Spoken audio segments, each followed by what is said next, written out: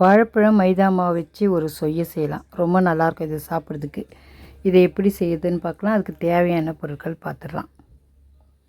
ரொம்ப நல்லாயிருக்கும். இதில் வாழைப்பழம் நிறைய போட்டோம்னா சாப்பிட்றதுக்கு ரொம்ப நல்லாயிருக்கும். இது சுட சுட சாப்பிட்டுன்னு நிறைய சாப்பிட்லாம். இதை அடிக்கடிக்கு செஞ்சு சாப்பிட்லாம். நம்ம வீட்டில் எப்போவுமே வாழைப்பழம் இருக்கும். தேவையான பொருட்கள்: வாழைப்பழம், மைதா மாவு, சோட்டா மாவு, ரவை, பச்சரிசி மாவு, சர்க்கரை, ஏலக்காய். இப்போ சர்க்கரையை நம்ம பவுடராக்கி வச்சுக்கலாம். அது கூட ஏலக்காயும் போட்டு நம்ம அரைச்சி வச்சுக்கலாம். அவ்வளோதான், அரைச்சாச்சு. இப்போ இதை ஒரு கிண்ணத்தில் கொட்டி வச்சுருவோம்.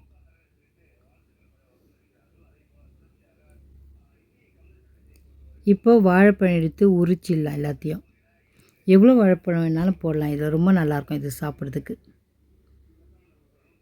நல்லா பழுத்த பழமாக போடுங்க. எல்லா வாழைப்பழம் தோலையும் உரித்து இதில் போட்டுருங்க. நான் 4 வாழைப்பழம் போடுறேன். நீங்கள் நிறைய கூட போடுங்க. இன்னும்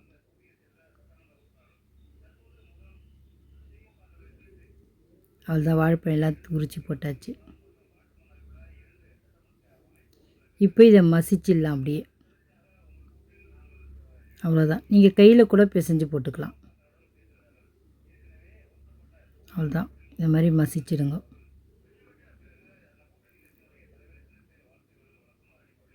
மசிச்சாச்சு. இப்போ மைதா மாவு. தண்ணியே ஊற்றக்கூடாது. பச்சரிசி மாவு, ரவை,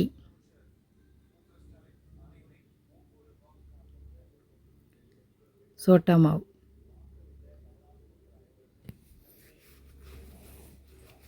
சர்க்கரை,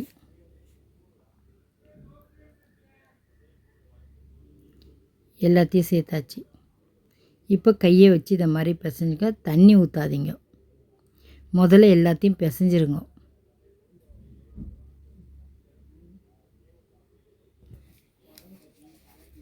எல்லாத்தையும் இதை மாதிரி பிசைஞ்சிட்டு அதுக்கப்புறம் தான் தேவையான தண்ணி ஊற்றிக்கலாம். ஏன்னா நம்ம நிறைய பழம் போடுறதுனால கரெக்டாக இருக்கும். அது இதில் 4 போட்டுக்கிறதுனால கொஞ்சம் தண்ணி தேவைப்படுது. கொஞ்சமாக தண்ணி ஊற்றி இதை மாதிரி பிசைஞ்சிக்க. நிறைய தண்ணி ஊற்றாதீங்க. கரெக்டாக கொஞ்சமாக ஊற்றி பிசைங்க.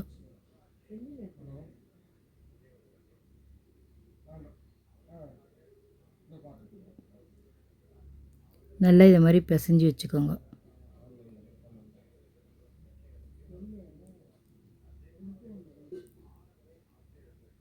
நல்லா இதை மாதிரி அடித்து அப்படியே மூடி வச்சுருங்க. கொஞ்சம் நேரம், ஒரு 5 நிமிஷம் அப்படியே மூடி வச்சுருங்க.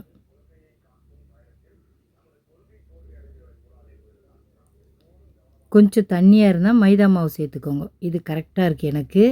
நான் மூடி வச்சுட்டு ரவை போட்டிருக்கல, அதனால் கரெக்டாக வந்துடுச்சு. அப்படியே வச்சுட்டு இப்போது பாருங்கள், எடுத்து பாருங்கள், கரெக்டாக இருக்குது பாருங்கள். இந்த மாதிரி மாவு எடுத்து எண்ணெயில் போடுற மாதிரி இருக்கணும். ஒரு கடாய் வச்சுட்டு கடாய் காஞ்சோடனே எண்ணெய் ஊற்றிடுங்க. கடாயில் எண்ணெய் ஊற்றி நல்லா காயணும். எண்ணெய் காயறதுக்கு முன்னே போடாதீங்க. நல்லா எண்ணெய் காயணும். காஞ்ச பிறகு தான் நம்ம கரண்டியோ கையிலையோ வச்சு எடுத்து விடணும். இப்போ எண்ணெய் காஞ்சிருச்சு. நம்ம கையிலையும் விடலாம், கரண்டிலையும் விடலாம், எப்படி வேணாலும் செய்யலாம். எண்ணெய் காஞ்ச உடனே கொஞ்சம் ஸ்லோ பண்ணிவிட்டு எல்லாத்தையும் எடுத்து விட்ருங்க. விட்ட பிறகு தான் கொஞ்சமாக வச்சு அது வேக விடணும். ரொம்ப வேகமாக வைக்காதீங்க, ஸ்லோ பண்ணிவிடுங்க. ஸ்லோ பண்ணிவிட்டு விடுங்க. அவ்வளோதான், எல்லாத்தையும் விட்டாச்சு. எண்ணெயில் இது மாதிரி விட்ருங்க. இப்போ கொஞ்சம் மீடியமாக வச்சுக்கோங்க. ஏன்னா ஒரு சைடு வேகணும், அதனால் ஸ்லோ பண்ணி மீடியமாக வச்சுக்கோங்க. சிம்மில் வைக்காதீங்க, வேகாது. அதனால் கொஞ்சம் பார்த்து வச்சுக்கோங்க. நல்லா ஒரு சைடு வேகட்டும். நம்ம பெருசு பெருசாக விட்ருக்கோம், அதனால் கொஞ்சம் வேகட்டும். நல்லா புஷ்ஷுன்னு ஆகிடும். இது பெருசாக வரும். சாப்பிட இது ரொம்ப நல்லாயிருக்கும். வாழைப்பழம் போட்டதுனால நமக்கு ரொம்ப பிடிக்கும். வாழைப்பழம் சாப்பிடாதவங்க கூட இதை கொடுத்து பாருங்கள், சாப்பிடுவாங்க. ரொம்ப நல்லாயிருக்கும் இது சாப்பிட. இது நம்ம பெருசு பெருசாக போட்டிருக்கோம், பார்க்கவே நல்லாயிருக்கும், சாப்பிட்றதுக்கும் நல்லாயிருக்கும். ஒரு சைடு வெந்துடுச்சுன்னா இன்னொரு சைடு திருப்பணும்.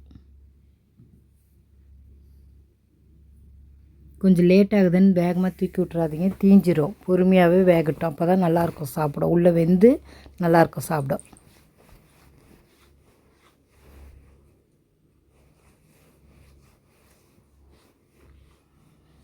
இப்போ நம்ம வெந்துச்சான்னு திருப்பி பார்க்கலாம். பாருங்கள், வெந்துச்சுன்னா கடாய் விட்டு வரும். பார்த்திங்களா, எடுத்தால் வரலை, அப்போ வேகலை. பாருங்கள், பார்த்திங்களா, வரலை, எடுத்தால் வரல. அதனால் இன்னும் கொஞ்சம் வேகட்டும். எடுத்த உடனே வரணும். பாருங்கள், இது எடுத்த உடனே வருது பாருங்கள். இப்போ வெந்துருச்சு. நீங்கள் வேகத்துக்கு முன்னே எடுத்தீங்கன்னா வராது. இதை மாதிரி வெந்த பிறகு எடுத்தால் தான் வரும். அவ்வளோதான், வெந்துருச்சு. பொறுமையாக திருப்பி விடுங்க.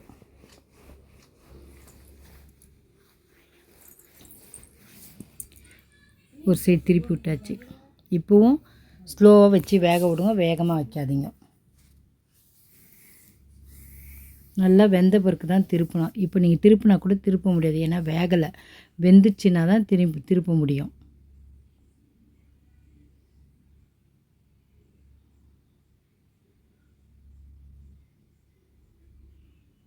அவ்வளோதான், வெந்துடுச்சு. இப்போ நம்ம எடுத்துடலாம். நல்லா கலரி விட்டுட்டு எடுக்கணும் இதை.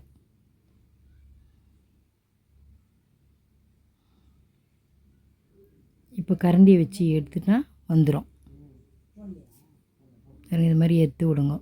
பாருங்கள், வெந்துச்சு பார்த்தீங்களா, திருப்ப வருது பாருங்கள்.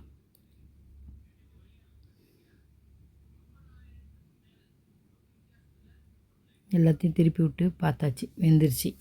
இப்போ இது எல்லாத்தையும் ஒரு தடவை நல்லா கலரி விட்டுறலாம் எண்ணெயில். இப்போ கொஞ்சம் வேகமாக வச்சு எண்ணெயே நல்லா கலரி விட்டுட்டு எடுக்கணும். இப்போ வேகமாக இருக்குது பாருங்கள் எண்ணெய்.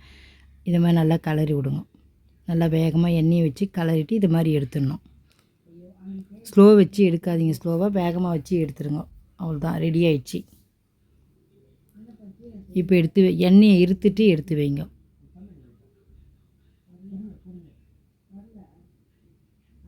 இப்போ ரெண்டாவது அதே மாதிரி எடுத்து எண்ணெயில் விடுங்க.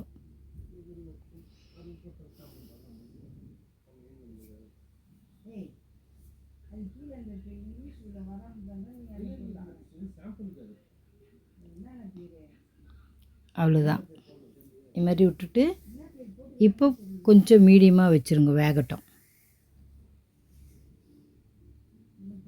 கரண்டியில் போட்டாலே உங்களுக்கு அழகாக ஒரு ரவுண்டாக பாருங்கள். இதை எடுத்து காமிச்சாலே எவ்வளோ அழகாக வந்து பாருங்கள் ரவுண்டாக. ஒரு சைடு வந்துச்சு, இன்னொரு சைடு அதே மாதிரி திருப்பி விட்ருங்க.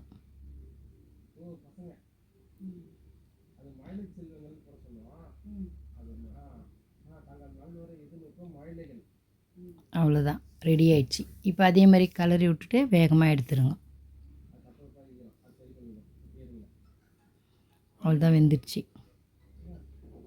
இப்போ வேகமாக வச்சுட்டு 2 கலர்ட்டி எடுங்க. நான் எப்படி செய்யறேன்னா அதே மாதிரி செய்யுங்க, ரொம்ப நல்லாயிருக்கும். தீயாது, உள்ளே வெந்து இருக்கும். இப்போ எடுத்துருங்க எல்லாத்தையும். எண்ணெயை நல்லா இருத்துட்டு வைங்க. இருக்கிற மாவு எல்லாத்தையும் ஊற்றி எடுத்துடலாம் நம்ம. பாருங்கள், எண்ணெயை வேகமாக வச்சு ஸ்லோ பண்ணி இதை மாதிரி விட்டுருங்க.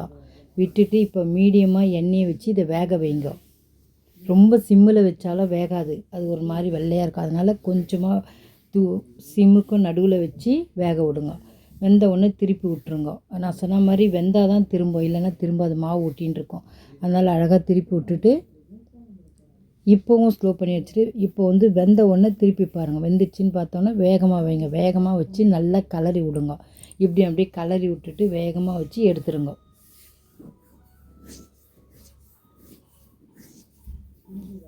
நம்ம எல்லாத்தையும் போட்டு எடுத்தாச்சு. இப்போ ரெடி ஆயிடுச்சு. ரொம்ப ஈஸியான முறையில் டக்குன்னு செய்யலாம். சாப்பிட்றதுக்கு இது ரொம்ப நல்லாயிருக்கும். நீங்கள் சாப்பிட்டீங்கன்னு வச்சிங்க, அடிக்கடிக்கு செய்வோம், அவ்வளோ நல்லாயிருக்கும் இது சாப்பிட்றதுக்கு. இதில் வெல்லம் கூட போட்டு செய்யலாம். நான் அடுத்த வீடியோவில் வெல்லம் போட்டு எப்படி செய்யுதுன்னு காமிக்கிறேன் உங்களுக்கு. இதே தான், வெல்லம் போடலாம். இது சக்கரை போட்டிருக்கோம், அடுத்து நான் வெல்லம் போட்டு காமிக்கிறேன் உங்களுக்கு. அவ்வளோதான், எல்லாம் ரெடி ஆகிடுச்சு. எல்லாத்தையும் சுட்டு எடுத்துச்சா. இது நம்ம ஒரு 2 பேர் 3 பேர் தான் சாப்பிட முடியும், ஏன்னா அவ்வளோ நல்லாயிருக்கும் இதுக்கு. நல்லா சீக்கிரமாக சாப்பிட்டு முடிச்சிடலாம். அவ்வளோ நல்லாயிருக்கும் இது. 2 பேருக்கு மேலே சாப்பிட முடியாது, இல்லை 3 பேர் சாப்பிட்லாம், அவ்வளோதான். அதுக்கு மேலே சாப்பிட முடியாது இதை.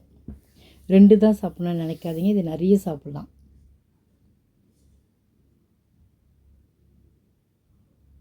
பார்க்கும்போதே சாப்பிடணும் போல் உங்களுக்கு தோணும், அதனால் நீங்களும் செஞ்சு சாப்பிடுங்க.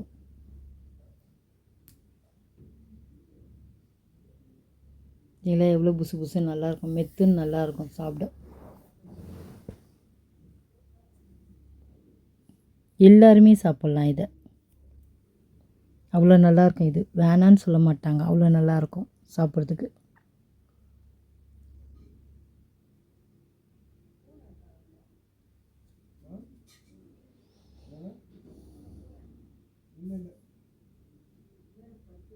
நல்லா எண்ணெயை இருத்துட்டு எடுத்து வைங்க.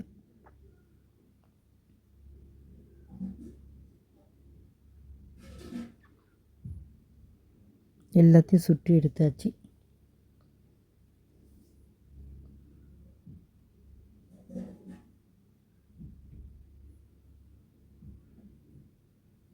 வாழைப்பழம், மைதா மாவு, சர்க்கரை போட்டு ஒரு ஸ்வீட் செஞ்சாச்சு. இதை நீங்களும் செஞ்சு பாருங்கள். வீட்டில் இருக்க பொருளை வச்சே நான் செஞ்சேன், அதனால் ரொம்ப நல்லாயிருக்கும். நீங்களும் இதேமாரி செஞ்சு பார்த்துட்டு எப்படி இருக்குன்னு சொல்லுங்கள். எந்த வாழைப்பழம் வேணாலும் போடலாம், மஞ்சள் வாழைப்பழம் தான் போடணுன்னு கிடையாது, எல்லா வாழைப்பழமும் போடலாம். பழம் போட்டு செஞ்சு சாப்பிட்டு பாருங்கள், உங்களுக்கு ரொம்ப பிடிக்கும். பலாப்பழம் கூட போட்டு செய்யலாம், அதுவும் ரொம்ப நல்லாயிருக்கும். வாழைப்பழத்துக்குள்ளே பலாப்பழம் போடாதீங்க, தனியாக போட்டு செஞ்சு சாப்பிட்டு பாருங்கள், ரொம்ப நல்லாயிருக்கும். வாழைப்பழத்துக்கு பதிலாக பலாப்பழம் போட்டு செஞ்சு பாருங்கள், அதுவும் ரொம்ப நல்லாயிருக்கும். நான் அடுத்த வீடியோவில் போட்டு காமிக்கிறேன்.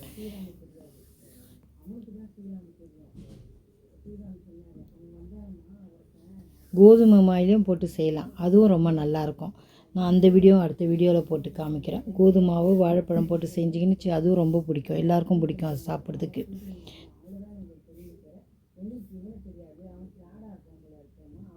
பார்க்கும்போதே சாப்பிடணும் போல் இருக்குல்ல. நீங்கள் சீக்கிரம் செஞ்சு சாப்பிட்டு பாருங்கள். இதுக்குலாம் தொட்டுக்க எதுவுமே வேணாம், அப்படியே சாப்பிட்லாம், ஸ்வீட்டுன்றதுனால.